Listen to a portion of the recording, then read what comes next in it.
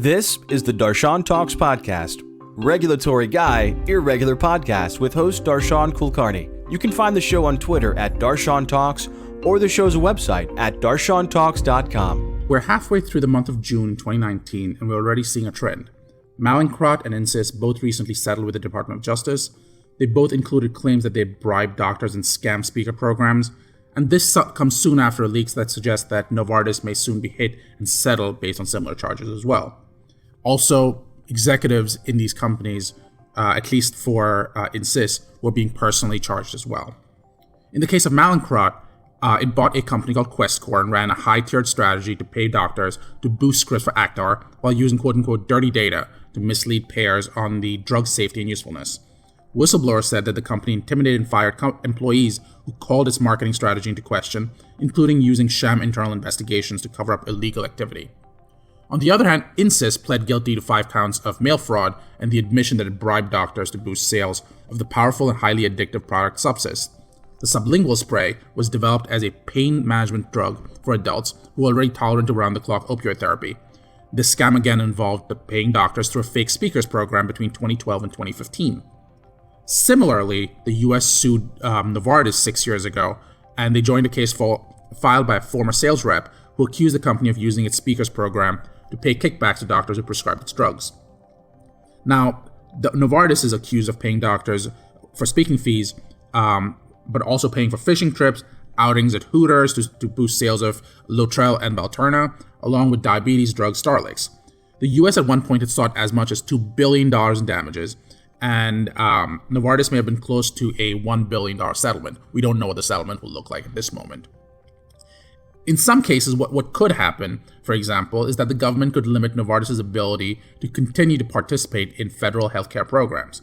However, this actually impacts patient care, so the more likely scenario is the implementation of a specified set of compliance obligations, including the establishment of a compliance officer and compliance infrastructure, training, a risk assessment program, and outside monitoring by an independent review organization. We'll discuss that a little bit further.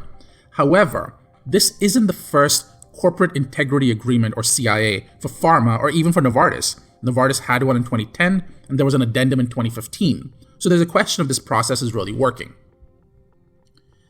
As it relates to setting up an effective compliance program, what the Department of Justice specifically comes out and recommends in one of its guidances is that at minimum, the following elements should be there. There should be a development and distribution of written standards of conduct, the designation of a compliance officer and other appropriate bodies, things like a corporate compliance committee, and they should report directly to the board of directors, the president, or the CEO. The development of a regular, effective education and training program for all affected employees. So it's not just sort of throwing out a PowerPoint and say, read it. The creation and maintenance of an effective line of communication between the compliance officer and all employees, including a process like a hotline. The use of audits and other risk evaluation techniques to monitor compliance. So how often, how appropriate is it, will depend on each company and the types of risks that they actually have. The development of policies and procedures addressing the non-employment or retention of individuals or entities excluded from participation. So are you keeping people who are excluded out? The development of policies and procedures for the investigation of identified instances of non-compliance. So this is very similar to me, and it's reminiscent of what's called the Deming cycle, or the PDCA cycle, or Shewhart cycle, and it's supported by the American Society of Quality, which really comes back to doing what's called a Plan, Do, Check, Act cycle. And anyone who's curious, I'm happy to talk to them about that as well. So what happens if there's a problem? On April 30th, 2019, the Criminal Division of the U.S. Department of Justice released a new guidance document. The document, titled The Evaluation of Corporate Compliance Programs, updates a prior version of the guidance first issued in February 2017. The new guidance provides insights into how the DOJ will assess the effectiveness of a company's overall compliance program. Under this manual, the federal prosecutors will consider several principles in investigating and deciding whether to charge corporate entities, and these are known as the FILB factors. Things that they'd look at include the nature and seriousness of the offense, including the risk of harm to the public and applicable policies and procedures and priorities, the pervasiveness of wrongdoing within the organization, including the complicity in or the condoning of the wrongdoing by corporate management, the corporation's history of similar misconduct, including prior criminal, civil, and regulatory enforcement actions against it. So it's important to look at the regulatory enforcement actions because even if the DOJ has not specifically gone after you, the FDA's own enforcement actions might be evidence and might be a consideration. The corporation's willingness to cooperate, including as to potential wrongdoing by its agents. The adequacy and effectiveness of the corporation's compliance program at the time of the offense, as well as at the time of the charging decision. The corporation's timely and voluntary disclosure of wrongdoing. The corporation's remedial actions, including but not limited to any efforts to implement an adequate and effective corporate compliance program. Collateral consequences, including whether there's a disproportionate harm to shareholders, pension holders, employees, and others not proven personally culpable, as well as the impact on the public arising from the prosecution, which is why excluding a large company like Novartis may not make sense, because the collateral consequences would be too significant. The adequacies of remedies such as civil or regulatory enforcement actions, including the remedies resulting from the corporation's cooperation, and the adequacy of the prosecution of individuals responsible for the corporation's malfeasance.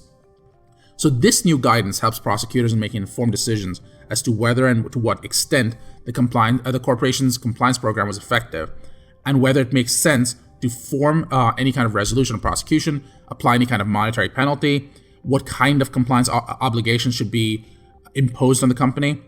And the focus really goes to these sort of, we've read the factors, but the key pieces are, is the compliance program well designed? Was it effectively implemented? And does the compliance program actually work in practice? So what happens if the prosecution actually finds non-compliance? According to the guidance, prosecutors have a variety of options. Prosecutors should be aware of the public benefits that can flow from indicting a corporation in appropriate cases.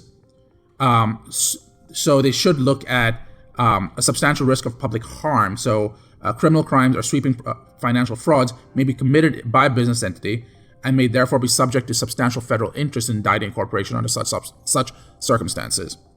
In certain instances, it may be appropriate to resolve a corporate criminal case by means other than indictment. So non-prosecution and deferred prosecution agreements may be an alternative to consider.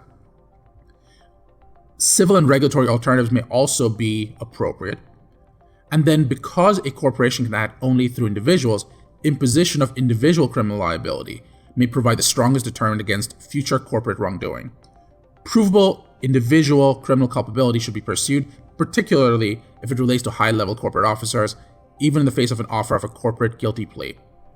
And then, absent extraordinary circumstances or approved departmental policy, such as the Antitrust Division's corporate leniency policy, no corporate resolution should provide protection from criminal liability for any individuals. The U.S. generally should not release individuals. This is what they have.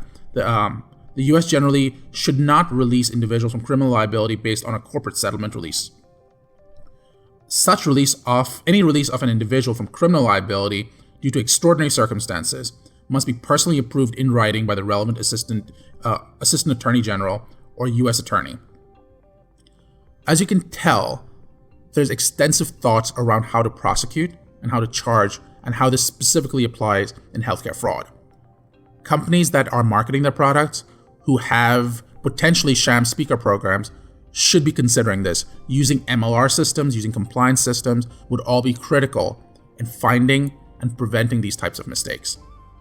If you have questions, feel free to reach out to me on Twitter at Darshan Talks or at darshan@conformlaw.com or by phone at 215-948-8183. That's 215-948-8183. Thank you for listening to the Darshan Talks podcast, Regulatory Guy, Irregular Podcast with host Darshan Kulkarni. If you have any questions for Darshan, reach out via Twitter at Darshan Talks or the show's website at darshantalks.com.